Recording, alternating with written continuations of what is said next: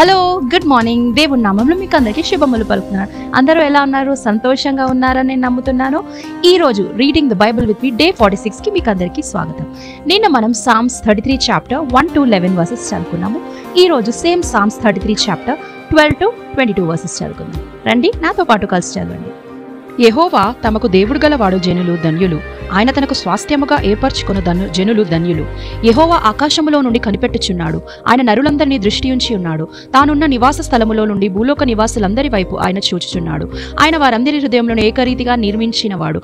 వారి క్రియలన్నీ విచారించువాడు, వారిని దర్శించువాడు. ఏ రాజును స్నేహబలము చేత రక్షింపబడడు, ఏ వీరుడును అధిక బలము చేత తప్పించుకునడు. రక్షించుటకు గుర్రము అక్కరకు రాదు, అది దాని విశేష బలము చేత మనుష్యులను తప్పింపజాలదు. వారి ప్రాణమును మరణము నుండి తప్పించుటకును, కరువులో వారిని సజీవులుగా కాపాడుటకును యెహోవా దృష్టి ఆయన యందు భయభక్తులు గల వారి మీదను, ఆయన కృప కొరకు కనిపెట్టు వారి మీదను నిలుచుచున్నది. మనము యెహోవా పరిశుద్ధ నామమందు నమ్మిక ఉంచి ఉన్నాము. ఆయనను బట్టి మన హృదయము సంతోషించుచున్నది. మన ప్రాణము యెహోవా కొరకు కనిపెట్టుకొనుచున్నది. ఆయనే మనకు సహాయమును మనకు కేడమునై ఉన్నాడు. యెహోవా, మేము నీ కొరకు కనిపెట్టుకొనుచున్నాము. నీ కృప మా మీద నుండును గాక.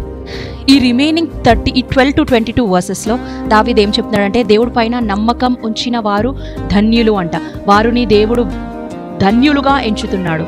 ఇంకోటి, ఏ బలముకైనను శక్తి చేతనైనను గుర్రముల వలె ఏ వీరుడు కూడా గెలవడు, ఏ యోధుడు కూడా గెలవడు, ఏ రాజు కూడా రక్షింపబడడు.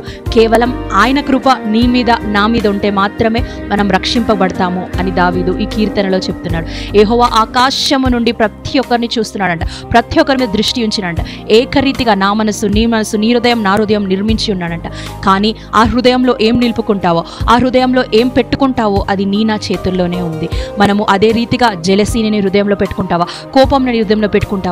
అలాంటివి పెట్టుకున్నప్పుడు నువ్వు దేవుడికి దూరంగా అవుతావు. ఎవరైతే భయభక్తులు కలిగి, ఎప్పుడైతే మనం దేవుడి ఇలా భయభక్తులు కలిగి ఉంటామో అవన్నీ కూడా మన హృదయంలో ఉండవు. మరొకసారి దేవుడు దావీదు ఈ వాక్యం ద్వారా ఏం జ్ఞాపకం చేస్తున్నాడంటే, నువ్వు మనుషుల సహాయం కోసం వేచి ఉన్నావేమో, వీళ్ళు నాకు హెల్ప్ చేస్తారు, వాళ్ళు నాకు హెల్ప్ చేస్తారు అని నువ్వు అనుకుంటున్నావేమో. కానీ దావీదు జ్ఞాపకం చేస్తున్నాడు, ఏ రాజు కూడా ఆయన బలము చేతను, ఏ వీరులు కూడా తన బలము చేతను, ఏ గుర్రము తన బలము చేతను ఎవ్వరు గెలిపించలేరు, రక్షింపబడలేరు. కేవలం ఆయన కృప ఉంటే మాత్రమే అది జరుగుతుంది. కాబట్టి మనం ఒకసారి కళ్ళు మూసుకుందామా. అవునాయా, స్తోత్రం మహోన్నతుడ గొప్ప దేవానికి స్తోత్రం. యేసయ్యా నాయన, దేవాన్ని దృష్టి నాయన ఆకాశం నుండి మా పైన చూస్తుందని మేము నమ్ముతున్నామయ్యా. మేము నిన్ను నమ్ముకున్న బిడ్డలం నాయన, ధన్యులమని తండ్రి నాయన మేము నమ్ముచున్నాము. యేసయ్యా నాయన, మా శక్తి వల్ల కాదు, బలము వల్ల కాదు నాయన, కేవలం నీ కృప వల్ల మాత్రమే మాకు విజయం వస్తుంది దేవా. అది రోజు మాకు జ్ఞాపకం చేసినందుకు వందనాలు యేసయ్యా నాయన. మా హృదయాలు ఏ కల్మషం లేకుండా భయభక్తులతో నిన్ను సేవించి నిన్ను కీర్తించే భాగ్యాన్ని అనుగ్రహించండి.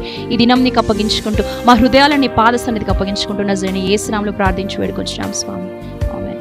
ఈరోజు రీడింగ్ ద బైబిల్ విత్ మీ మీరు దీవించబడి ఉన్నారు, ఆశీర్వదింపబడి ఉన్నారు అని నమ్ముతున్నాను.